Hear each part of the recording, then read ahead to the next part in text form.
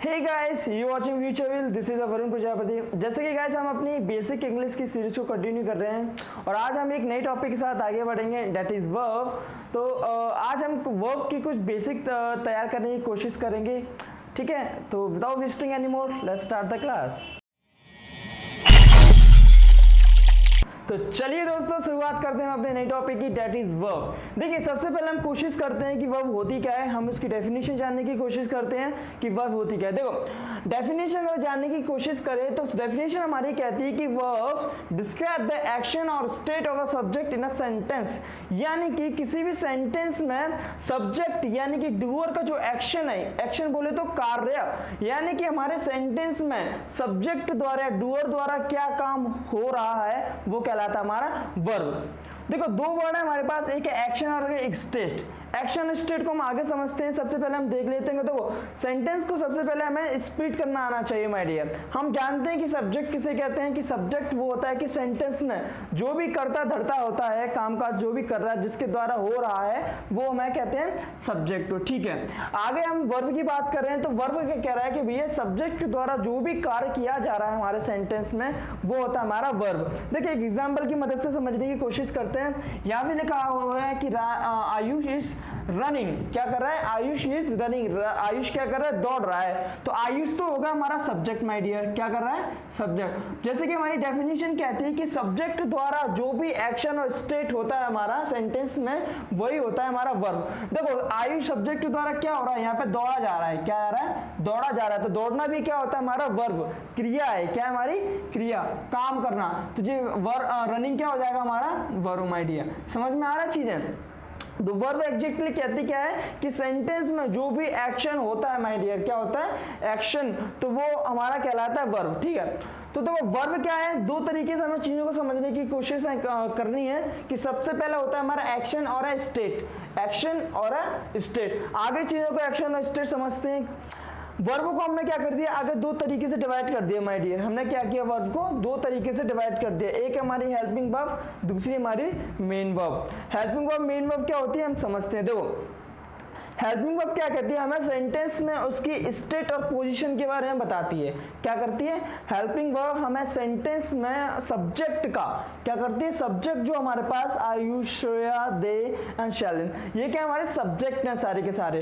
तो वर्ब क्या करती है, हमें सब्जेक्ट का जो हेल्पिंग वर्ब है वो क्या करती है, सब्जेक्ट का हमें स्टेट और पोजीशन बताती है। क्या करती है माय डियर, स्टेट बोल रहे हैं या फिर पोजीशन बोल रहे हैं। चलो समझते हैं स्टेट और पोजीशन क्या होती है। जैसे मान के चलो, यहाँ पे लिखा है श्रेया, श्रेया का हमारा यहाँ पे सब्जेक्ट, तो सबसे पहले तो क्लियर हो गया ये हमारा सब्जेक्ट है, क्योंकि हमें हेल्पिंग वर्ब फाउंड आउट करनी है। तो हेल्पिंग वर्ब क्या कहती है कि सब्जेक्ट किस अवस्था में, किस स्टेट में, या फिर वो किस पोजीशन में। या फिर हमें हेल्पिंग वर्ब को समझने के लिए हमारे पास एक वर्ड है टाइम, तो हम देख लें कि हेल्पिंग वर्ब क्या बताता है, हमें टाइम बताता है। जैसे मान के चले श्रेया लिखा है यहाँ पर, श्रेया क्या लिखा है, श्रेया तो सब्जेक्ट है। अब सब्जेक्ट की स्टेट, स्टेट यानी कि पोजीशन, वो किस अवस्था में। तो देखो, जो वॉज है, वॉज क्या कर रहा है, हमें टाइम बता रहा है, था, पास्ट की बता रहा है। तो वॉज क्या आता है, वॉज किसकी हेल्पिंग वर्ब, पास्ट की है। तो ये क्या कर रहा है, श्रेया वॉज थिंकिंग, यानी कि श्रेया सोच रही थी।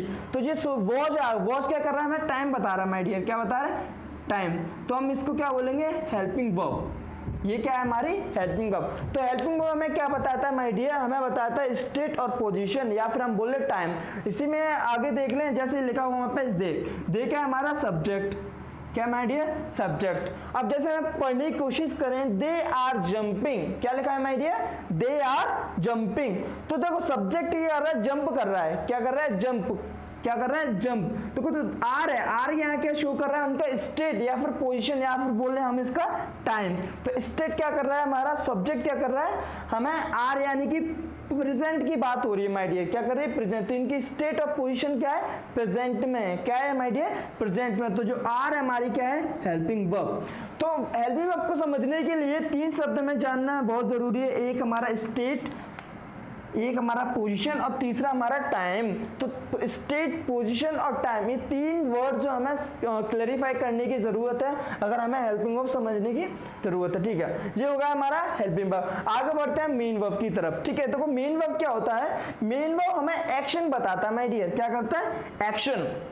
एक्शन बोले तो काम या फिर क्रिया। एग्जाम्पल की ओर बढ़ते हैं, जैसे लिखा है हमारे पास शैलिन इज रीडिंग बुक। क्या लिखा है my dear? Shailin is reading book.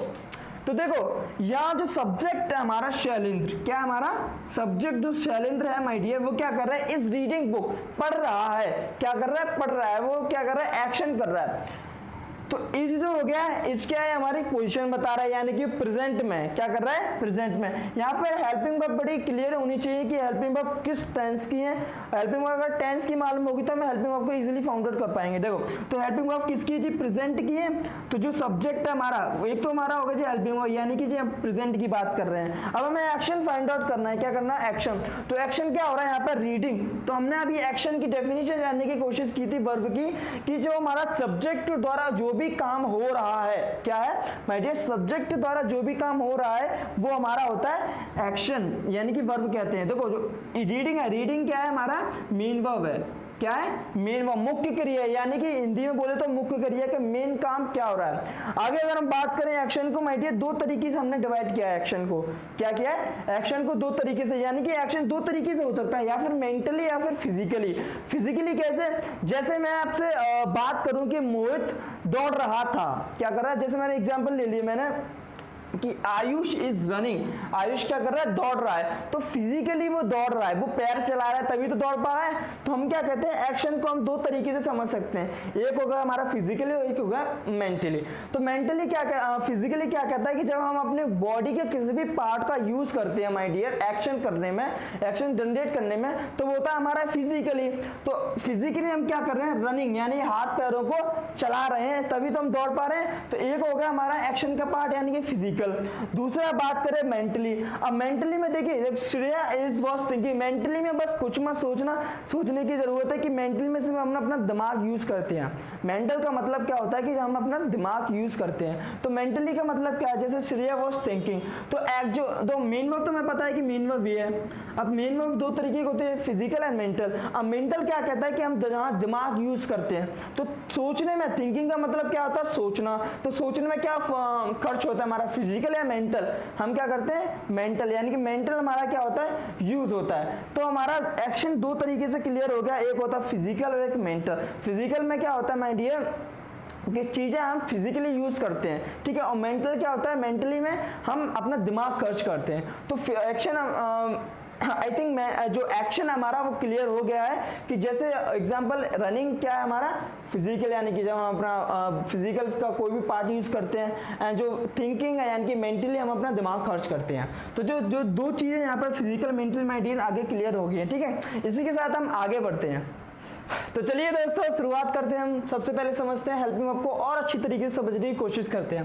देखिए हेल्पिंग वर्ब को हमने समझ लिया था कि हेल्पिंग वर्ब क्या बताता है? स्टेट और पोजीशन माय डियर। क्या बताता है? उसकी अवस्था और पोजीशन। किसी भी सेंटेंस में जो सब्जेक्ट है हमारा, वो हेल्पिंग वर्ब क्या करता है? सब्जेक्ट की स्टेट और पोजीशन के बारे में बताता है। हमने हेल्पिंग एग्जाम्पल की मदद से भी इसको अच्छी तरीके से समझ लिया, ठीक है। आगे बढ़ते हैं। देखिए हेल्पिंग वर्ब को हमने क्या तीन पार्ट में डिवाइड कर दिया। तीन तरीके से हम हेल्पिंग वर्ब को समझते हैं। एक हमारा बी, एक हैव और एक डू।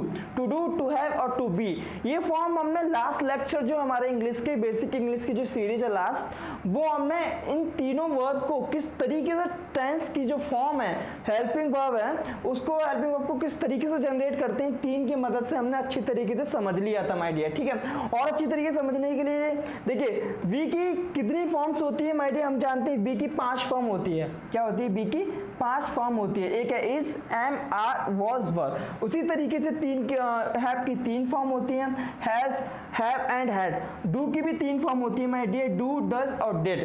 क्या होता है? तो ये क्या होता है? तो ये जो प्राइमरी ऑक्सिलरी वर्ब्स जो हमारी प्राइमरी वर्ब्स है माय डियर, ये क्या कहते हैं? देखो इनको प्राइमरी वर्ब्स भी कहते हैं।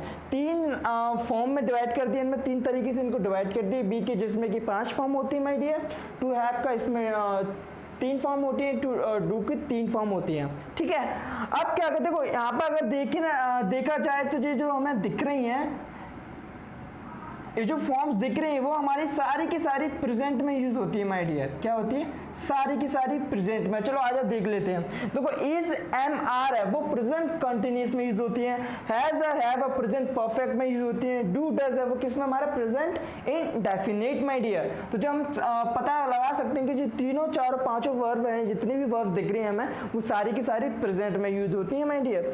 अगर हम लास्ट के जो 5 वर्ब हैं उनको देखने की कोशिश करें तो ये माय डियर सारी की सारी पास्ट की फॉर्म है। क्या माय डियर? इस सारी की सारी पास्ट की फॉर्म है। देखिए वॉज वर है पास्ट कंटिन्यूअस की है, हैड है परफेक्ट की है, और डिड इंडेफिनिट की माय डियर। ठीक है, तो चीजें यहाँ क्लियर होती जा रही होंगी।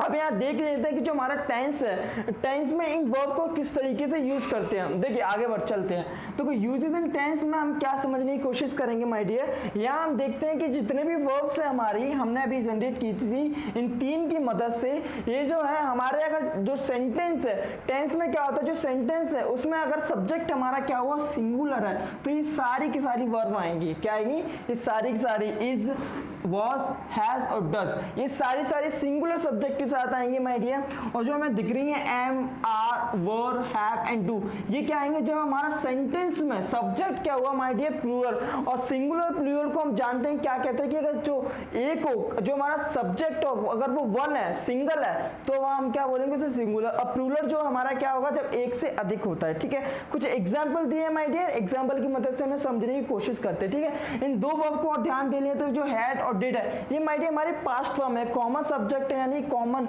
सिंगुलर के साथ भी आती है, वो प्लूरल के साथ भी आती है माय डियर। ये डिपेंड करता है टेंस में। हम इनको टेंस के जब टेंस हमने पढ़ाया था उनमें इन चीज को ध्यान से क्लियर करने की कोशिश करेंगे। ठीक है, कुछ एग्जांपल मैंने आपके सामने रखे हैं, इनमें चीजें क्लियर हो रही हैं। जैसे हमारा जो रोहित है, रोहित क्या माय डियर, सब्जेक्ट जो हमारा सिंगुलर है, हमें दिख रहा है रोहित क्या यहाँ पे सिंगुलर है। रोहित क्या है हमारा सिंगुलर है, सब्जेक्ट सिंगुलर। तो जो इज है हमारा क्या है, हमने अभी भी देखा इज क्या सिंगल सब्जेक्ट के साथ आएगा। उसी प्रकार ही क्या हमारा सिंगल है, हैज क्या है, प्रतीक क्या सिंगल है तो हैज आएगा, कुमार क्या है सिंगुलर है तो हैज डज आएगा, एम क्या है हमारा प्लूरल है, क्या है प्लूरल है तो हमारा एम आ गया। उसी प्रकार से जो आर है, ये मनीष एंड राहुल, प्लूरल को मैंने बताया कि एक से ज्यादा हो, मनीष एंड राहुल यहाँ पर 2 आ गए, तो ये क्या हमारा सब्जेक्ट प्लूरल है माय डियर। इसी प्रकार से मैंने सारे जो फॉर्म थी, टेंसेस की जो हेल्पिंग वर्ब थी माय डियर, वो मैंने एग्जाम्पल की मदद से आपको समझा दी। ठीक है, देखिए माय डियर, ये हेल्पिंग एग्जांपल की मदद से मैंने आपको जो जितने भी हेल्पिंग वर्ब थी वो समझा दिया। ठीक है, यहाँ पे एक चीज ध्यान देने की आवश्यकता है, जो हमारे हेल्पिंग वर्ब है जो दिख रही है सारी की सारी, इनकी जो फॉर्म्स होती है, हम क्या कहते हैं जनरली माय डियर, जो फॉर्म्स होती है, हम वर्ब की फॉर्म्स को याद करना जानते हैं, किस तरीके से याद करते हैं, कितनी फॉर्म्स होती है माय डियर,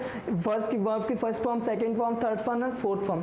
तो इन जो फॉर्म्स है माय डियर, इनमें वर्ब्स का कोई फॉर्म्स को कोई भी चेंजेस नहीं आते। मैं नोट के लिख लेता हूं कि नो चेंजेस इन फॉर्म, यानी कि वर्ब फॉर्म की जो वर्ब्स है हमारी, ये जितनी भी वर्ब्स दिख रही हैं इनमें क्या है, वो फॉर्म की में चेंजेस नहीं करते माय डियर। ठीक है, अब इसी के साथ हम आगे और अच्छी तरीके से समझने की कोशिश करते हैं। मेन वर्ब्स को और खत्म कर लेते हैं। मेन वर्ब्स किसे कहते हैं? जैसे मेन वर्ब हमने समझा था कि मेन वर्ब वो होता है जो हमें सेंटेंस में सब्जेक्ट द्वारा जो एक्शन क्रिया होता है उसे मेन वर्ब कहते हैं, यानी कि मुख्य क्रिया, मेन काम क्या हो रहा है। ठीक है, तो एक्शन को हमने 2 तरीके से समझने की कोशिश की, एक और फिजिकल, एक और मेंटल। फिजिकल और मेंटल में क्या अंतर है, मैंने समझा था कि फिजिकल वो होता है जहां पर हम अपनी बॉडी के किसी पार्ट को यूज करते हैं माय डियर, या फिर जैसे एग्जांपल में लिखा है हमारा कि अमन इज वॉकिंग, क्या कर रहा है, अमन इज वॉकिंग। वॉकिंग में क्या आता है, चलने में हम अपने हाथ पैर का यूज करते हैं, तो फिजिकली हो गया ये हमारा। ठीक है, अब जैसे नेक्स्ट में लिखा हुआ है कि Arshi is thinking, was thinking, sorry Arshi was thinking. तो थिंकिंग में मतलब का मतलब क्या है कि सोचना, मेंटली हम इसका मेंटल का यूज करें, दिमाग का यूज करते हैं। मेंटल में अभी मैंने समझाया कि मेंटली वो सिचुएशन या पोजीशन होती है जहां हम दिमाग का यूज करते हैं। ठीक है माय डियर, तो मेंटली जो हो गया हमारा थिंकिंग, तो ये होगा हमारा मेन वर्ब। ठीक है, तो एक्शन को हमने 2 तरीके से समझा, फिजिकल और मेंटल। ओके, तो जो मेन वर्ब है वो क्या my dear, use in numbers, यानी कि बहुत ज्यादा संख्या में, बहुत ज्यादा है माय डियर हमारे जो मेन वर्ब है। ठीक है, आगे हमने मेन वर्ब को 2 प्रकार से स्प्लिट किया, एक है ट्रांजिटिव और एक होता है माय डियर इंट्रांसिटिव। इन दोनों को माय डियर हम एक सेपरेटली वीडियो लेक्चर में इन दोनों को समझेंगे। ये दोनों अपने आप पे टॉपिक है, इनको चीज़ों को अच्छी तरीके से और अच्छी ढंग से समझने की कोशिश करेंगे एक नए लेक्चर में। ठीक है, नोट के लिए माय डियर क्या होता है, मेन वर्ब में जितने भी वर्ब्स होती हैं वो क्या होता है, उनकी फॉर्म्स तो हमेशा चेंज होती रहती हैं। किसके साथ? वर्ब की फर्स्ट, सेकंड, थर्ड, फोर्थ और फिफ्थ फॉर्म के साथ है माय डियर, हमेशा चेंज होती रहती हैं। चलिए इसी के साथ हम इस लेक्चर को यहीं खत्म करते हैं माय डियर। आई होप कि चीज़ें आपको बहुत ज़्यादा क्लियर हो गई होंगी। ठीक है, अभी के लिए इतना ही हमारा वर्ब का एक बेसिक पार्ट था माय डियर। आगे हम अपना वर्ब एडवांस लेके आएंगे और चीज़ों को एक प्रैक्टिस सेशन के साथ उसको अच्छी तरीके से समझने की कोशिश करेंगे। तब तक के लिए थैंक यू, देखने के लिए थैंक यू सो मच।